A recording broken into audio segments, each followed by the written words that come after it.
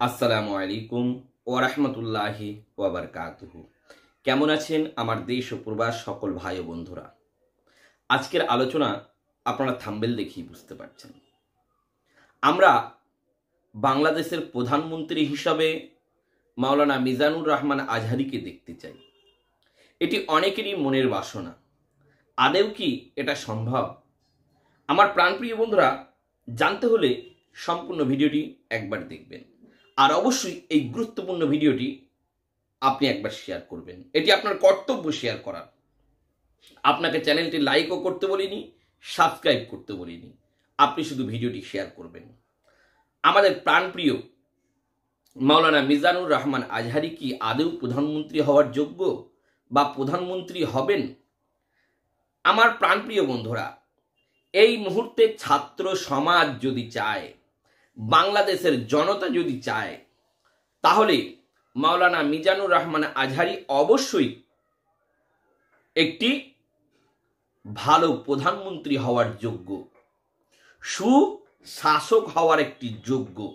আমার প্রাণপ্রিয় বন্ধুরা, আমি বাংলাদেশের প্রত্যেকটা জনতাকে বলবো ও ছাত্র সমাজকে বলবো, এমন একটি মানুষ নির্বাচন করুন, এমন একটি দায়িত্বশীল মানুষের হাতে দেশটাকে তুলে দিন, সে যেন দেশটাকে সুভাবে পরিচালনা করতে পারে, ভালোভাবে পরিচালনা করতে পারে।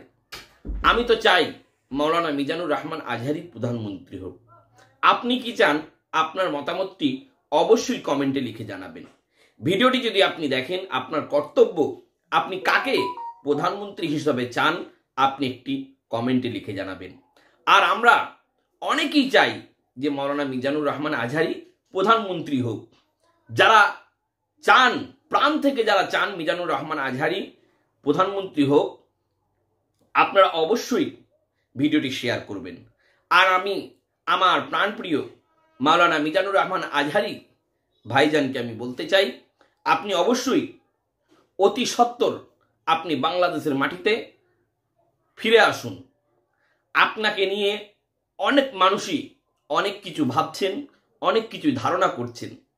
আপনি দেশের মাটিতে ফিরলে আপনি হয়তো বাংলাদেশের জনতার কাছ থেকে একটি সুসংবাদ পাবেন ইনশাআল্লাহ। আল্লাহর প্রতি ভরসা রাখুন, দেখবেন আপনিও একটি খুবই সম্মানিত একটি জায়গা, একটি পদ পাবেন। আর আপনি যে জায়গায় আছেন, গোটা বিশ্বের লোক আপনাকে ভালোবাসে, সম্মান করে। আপনি যদি প্রধানমন্ত্রী হিসাবে দেশটাকে সুশাসন করেন, তাহলে মনে হয় আলহামদুলিল্লাহ খুবই ভালো হবে। তাই আপনি অবিলম্বে খুব তাড়াতাড়ি আপনি দেশে ফেরার ব্যবস্থা করেন। তাই সকলে ভালো থাকবেন, সুস্থ থাকবেন। খোদা হাফিজ।